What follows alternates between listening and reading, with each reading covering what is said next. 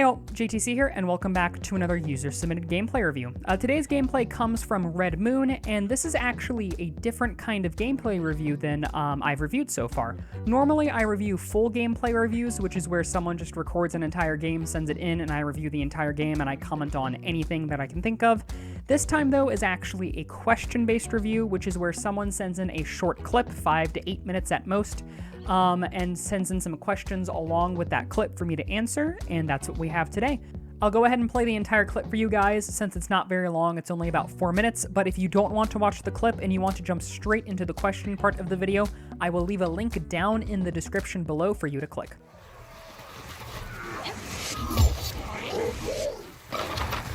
We're almost there!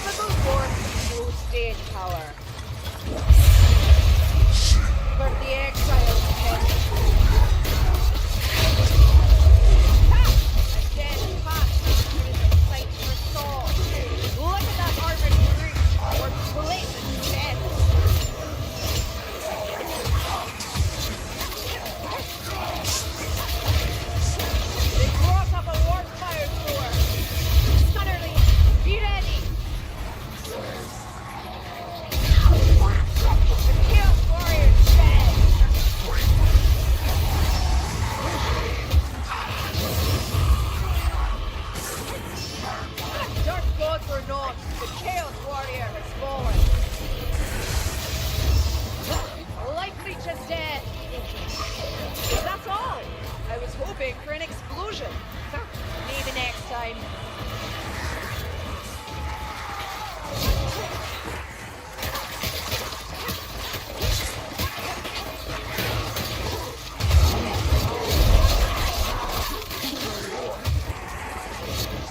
You lost me, Flight.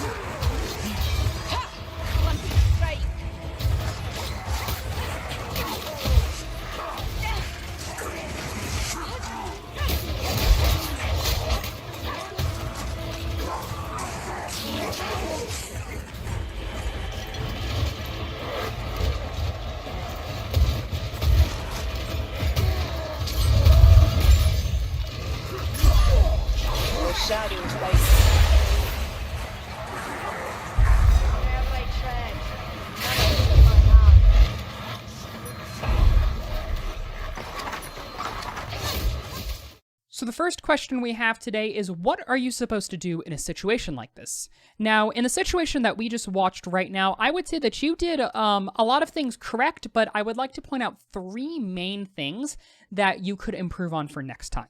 The first one is to not abandon your team.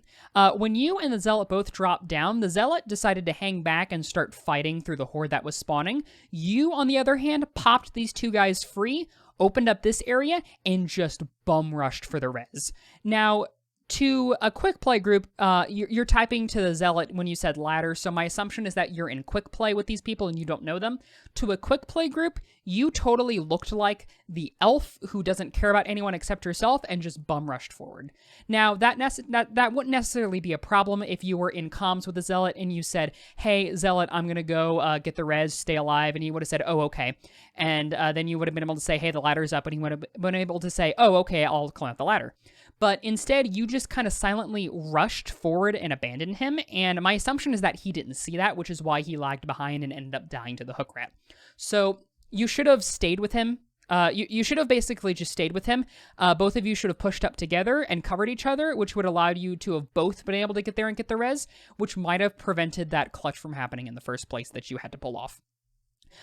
Second thing that I would like to point out is over at 2:10. Just real quickly watching this, the Sienna goes down, and the Barden goes down. Barden dies, and then shortly after, the Zealot gets hooked. And what you do is, I know why you do this. You rush down, you drink your potion, and you rush down to go get the Zealot, because you think the Zealot is the more competent player of the two. And to that, I would say, yes, I in this short 4-minute clip, I might tend to agree. I haven't seen the entire game, so I don't know how these people play. But it seems like the Zealot is the more competent of the other two. And that's not, of course, I'm not trying to bash on the other two. I'm just stating what I see. But in that turn, you ended up letting the Sienna die, and you weren't able to save the Zealot in time, which also meant that the Zealot died, which left you alone. So in a situation like this, when the more competent player is far away than a less competent player, you still want to go for the less competent player. You want to go for whoever is closest to you. Because if we back up just a little bit, just oh so slightly, we can see that the Sienna goes down right there, right to the right. And this is a beautiful time for you to push to the right and get the res immediately. Even a little farther in. Right here, your ult is almost up too. If we go full screen, and we can see that your ult is 2 seconds. 2 seconds up from being 2 seconds away from being up, to which you could have easily ulted, gone invisible, and gotten Sienna up, and had a two-person clutch instead of just a one-person clutch.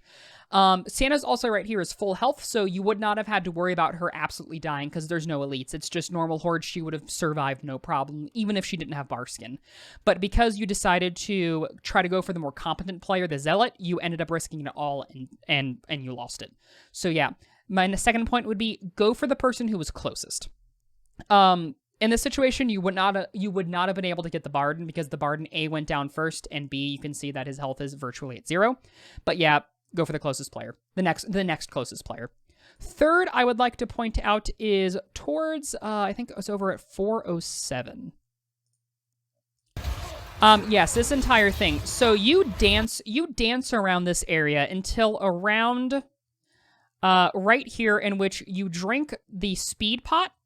You invis, and then you go for the res, which is a very smart move. I do agree. However, you had plenty of other options to go get the res with no issues.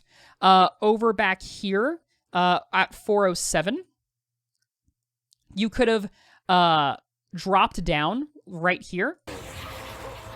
You could have dropped down. These guys are all stuck on a climbing animation, and there's not a lot of passive spawns on the ground just yet because they haven't spawned yet. So you could have easily just dropped down here and gone and gotten the res and gotten everyone up super early.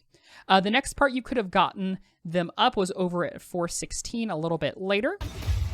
When you accidentally drop down right here, you could have immediately invised right here and gone and gotten the res.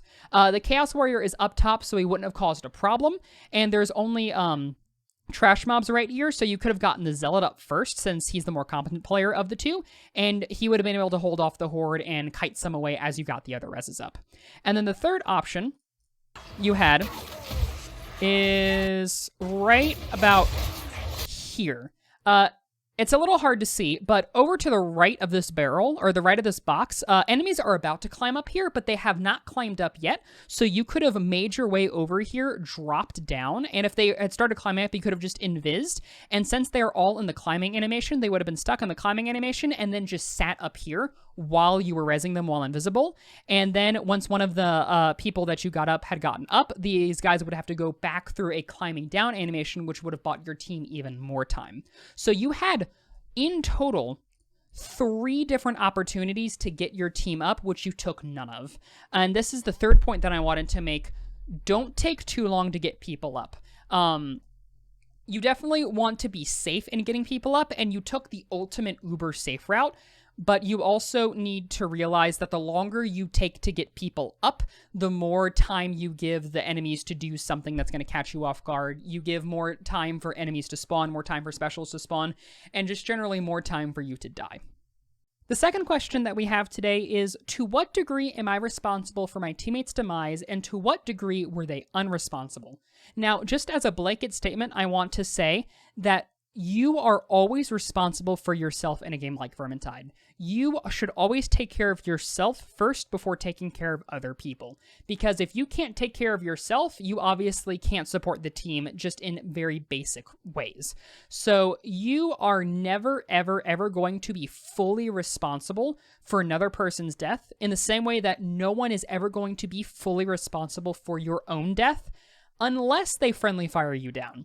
If they don't friendly fire you down, then in no way, shape, or form will there ever be a situation where someone else is fully responsible for your own death, or vice versa.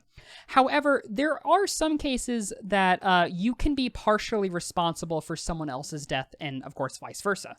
Now, when it comes to this situation, the Barden and the Sienna, their deaths are not on you at all. That is completely their fault. Why? Because when you actually got them up, you got them up at a beautiful time where they both had plenty of time to maneuver around, do some killing, get into a favorable position, and right here, it looks like the Barden didn't take that, and he just kind of sat in the middle of the horde and just ended up dying because of it, because he positioned himself poorly.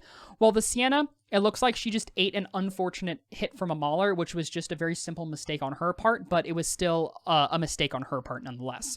So you are in no way responsible for their deaths. However, the Zealot, you should have been with the Zealot. You should have never abandoned the Zealot in the first place. And once more, I do agree, he should have been watching his own back. He should not have died to the hook rat. That is partially on him.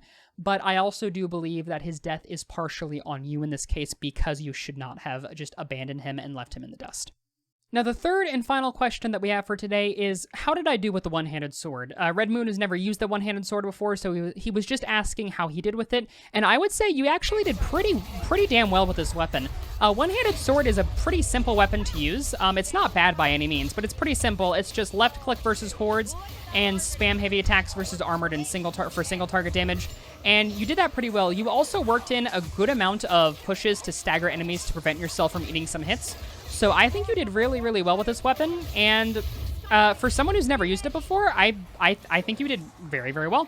I don't really have too much to say other than that. I didn't really notice anything with this weapon, especially right here. The Vanish proc was beautiful. You were able to delete a good chunk of the horde with it, so yeah, I would say good job. Thanks for watching. If you want to submit your own gameplay for review, be sure to join my Discord using the link in the description below for information and details on how to do so. See y'all next time.